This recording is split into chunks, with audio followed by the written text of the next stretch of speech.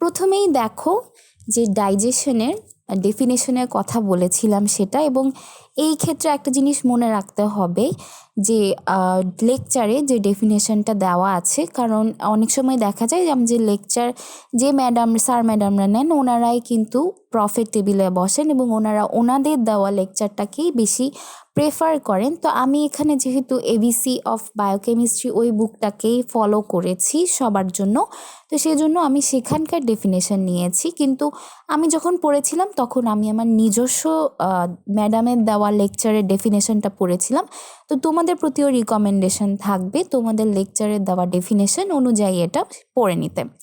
তো প্রথমে আমি তাহলে ডেফিনেশন একদম হুবহু এটা বলা লাগবে সেটা বলবো না, কিন্তু আমি একটু বেসিক কনসেপ্টটা তাহলে জেনে নিই যে আমরা ডাইজেশন বলতে কি বুঝি এবং অ্যাবজর্পশন বলতে কি বুঝি। ডাইজেশন এটা হচ্ছে একটা ফিজিওকেমিক্যাল প্রসেস। আমি কেন ফিজিওকেমিক্যাল প্রসেস বলছি সেটা আমি একটু এখনই দেখাই। যে দেখো, এইটা হচ্ছে একটা বেসিক কনসেপ্ট অফ ডাইজেশনের একটা ডায়াগ্রাম, যেখানে দেখানো হয়েছে যে একটা ফুড ইনজেশনের পর সেটা কি পরিমাণ কি প্রসেসের মধ্য দিয়ে আমাদের ফুল এই গ্যাস্ট্রোইন্টেস্টিনাল ট্র্যাক্টের মধ্য দিয়ে যায়। এবং আমরা যখন অ্যানাটমিতে অ্যাবডোমেন পড়বো, অ্যাবডোমেনের প্রথমেই কিন্তু আমরা গ্যাস্ট্রোইন্টেস্টিনাল ট্র্যাক্টটা শেষ করব, সুতরাং ওইখানে কিন্তু আমরা প্রথম থেকেই বুঝতে পারবো যে গ্যাস্ট্রোইন্টেস্টিনাল ট্র্যাক্টে কি আছে। এবং গ্যাস্ট্রোইন্টেস্টিনাল ট্র্যাক্টটা কিন্তু এবং ডাইজেস্টিভ ট্র্যাক্ট দুটো কিন্তু সেই মাউথ থেকেই শুরু করতে হবে। এই ডাইজেস্টিভ ট্র্যাক্টটা মাউথ থেকে শুরু করে একদম সেই অ্যানাল ক্যানাল পর্যন্ত। এবং প্রথমেই দেখা যায় আমি বলেছি যেটা ডাইজেশনটা হচ্ছে একটা ফিজিওকেমিক্যাল প্রসেস। কেন? এখানে কিছু ফিজিক্যাল প্রসেস আছে এবং কিছু কেমিক্যাল প্রসেস আছে। ফিজিক্যাল প্রসেসটাই হচ্ছে এই মেকানিক্যাল ডাইজেশনটা। মেকানিক্যাল ডাইজেশনে কি হয়, যে চিউইং হয়, যেটা মাউথে হয়, আমরা যেটাকে খাবার চিবানো বলি। তারপর হচ্ছে চার্নিং হয়, যেটা স্টমাকে হয়, এবং সেগমেন্টেশন হয়, যেটা স্মল ইন্টেস্টিনে হয়। তো এই জিনিসটা সম্পর্কে আসলে আমাদের এত ডিটেলসে জানার একেবারেই দরকার নেই। আমরা জাস্ট জানবো যে কেন আমরা এটাকে ফিজিক্যাল প্রসেস বলেছি, কারণ এখানে এই মেকানিক্যাল যে প্রসেসগুলো সেগুলো হচ্ছে স্টোমাক, মাউথ এবং স্মল ইন্টেস্টিনে। এরপর হচ্ছে কেমিক্যাল ডাইজেশন। কেমিক্যাল ডাইজেশন এটাই হচ্ছে আমাদের আজকের পড়ার মূল যে লাইমলাইট, সেটা সেই কেমিক্যাল ডাইজেশনের উপরেই থাকবে। কারণ আমরা কেমিক্যাল ডাইজেশন যেটা দিয়ে হয় ডিফারেন্ট ডাইজেস্টিভ এনজাইম দিয়ে, সেটা নিয়ে সম্পর্কেই কিন্তু আজকে আমরা বিস্তারিত আলোচনা করব কেমিক্যাল ডাইজেশনে। এরপর হচ্ছে আমরা তাহলে ডাইজেশনের পার্টে চলে গেলাম এই ডায়াগ্রাম থেকে। এবার হচ্ছে অ্যাবজর্পশন। অ্যাবজর্পশনটা আসলে কিছুই না, ডাইজেশন পুরো ব্যাপারটাই কিন্তু এই গ্যাস্ট্রোইন্টেস্টিনাল ট্র্যাক্ট বা ডাইজেস্টিভ ট্র্যাক্টে লুমেনের ভিতরে ঘটবে। এই যে লুমেনের ভিতরে ঘটবে। অ্যাবজর্পশন জিনিসটা হচ্ছে যে সে এই লুমেন থেকে এই গ্যাস্ট্রোইন্টেস্টিনাল ট্র্যাক্টের যে সেল আছে বা ওয়াল আছে, আমরা জানি গ্যাস্ট্রোইন্টেস্টিনাল ট্র্যাক্টের গায়ে কিছু মিউকোজাল সেল আছে, যেটা আমরা হিস্টোলজিতে পড়ে এসেছি। সেই মিউকোজাল সেলকে ক্রস করে যখন সে সিস্টেমিক সার্কুলেশনে ঢুকবে বা ব্লাডে ঢুকবে, সেই অংশটুকুতে মানে হচ্ছে লুমেন টু ব্লাডে ঢোকার যে প্রক্রিয়াটা, সেটাকেই আমরা সোজা বাংলা ভাষায় অ্যাবজর্পশন বলতে পারি।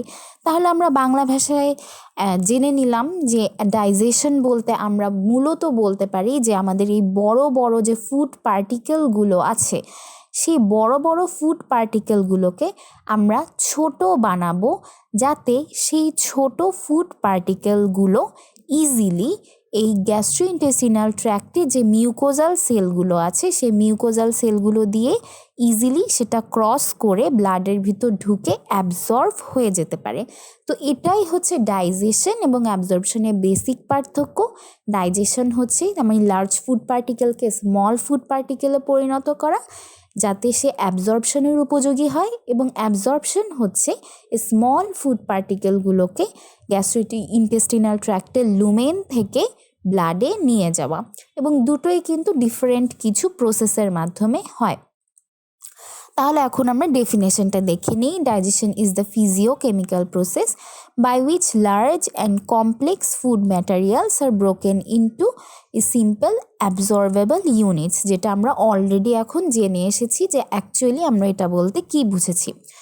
এখন বেসিক প্রসেস অফ ডাইজেশন মানে কেমিক্যাল ডাইজেশনের যে বেসিক প্রসেস সেটা হচ্ছে হাইড্রোলাইসিস। আমরা সেই ইন্টার লেভেল থেকে কিন্তু কেমিস্ট্রিতে পড়ে এসেছি। হাইড্রোলাইসিস আমরা বলতে কি বুঝি, যে ওয়াটার অ্যাডিংয়ের মাধ্যমে বা এডিশন অফ ওয়াটারের মাধ্যমে কোনো একটা কমপ্লেক্স কম্পাউন্ডকে যখন আমরা সেটাকে ভাঙি, আরও সিম্পলার ইউনিটে ভাঙি, সেটাকে আমরা হাইড্রোলাইসিস বলি, যেটা আমরা ফার্স্ট কার্ডেও কিন্তু হাইড্রোলাইসিস সম্পর্কে পড়েছি এনজাইম পড়ার সময়।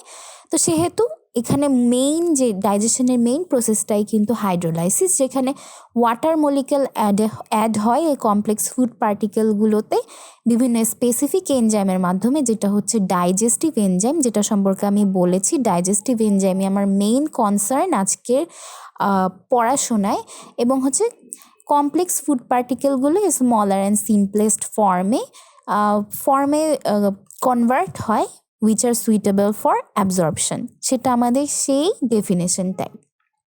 তো এখানে একটা ডায়াগ্রাম দেওয়া হলো যে লার্জ ফুড পার্টিকেলের সাথে ওয়াটার অ্যাড হয়ে ডাইজেস্টিভ এনজাইমের মাধ্যমে স্মল ফুড পার্টিকেল হলো।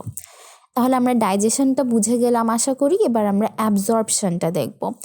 অ্যাবজর্পশনটা দেখো যে it is the process by which the end products of digestion, যেটা আমরা অলরেডি বলেছি যে smaller and simpler units of the food particles, যেটা হচ্ছে end products of digestion, water, electrolytes, minerals and vitamins pass through intestinal epithelium to enter into the হয় lymph অথবা blood. Systemic circulation কিন্তু দুইটা সার্কুলেশন নিয়ে formation হয়। Systemic circulation আমরা যেটা বলছি যে আমাদের বডিতে কিন্তু দুই রকমের সার্কুলেশন আছে। একটা হচ্ছে যে যেটা পালমোনারি সার্কুলেশন আমরা বলি, আর একটা হচ্ছে সিস্টেমিক সার্কুলেশন, যেটা ফুল বডিকে কিন্তু ক্রস ওভার করে। এবং অ্যাবজর্পশনের ক্ষেত্রে কিন্তু অবশ্যই সিস্টেমিক সার্কুলেশনে ফুড পার্টিকেল যেতে হবে। তো দেখো যে সিস্টেমিক সার্কুলেশন সেটা হয় লিমফ্যাটিক সার্কুলেশনে যেতে পারে অথবা ব্লাড সার্কুলেশনে যেতে পারে।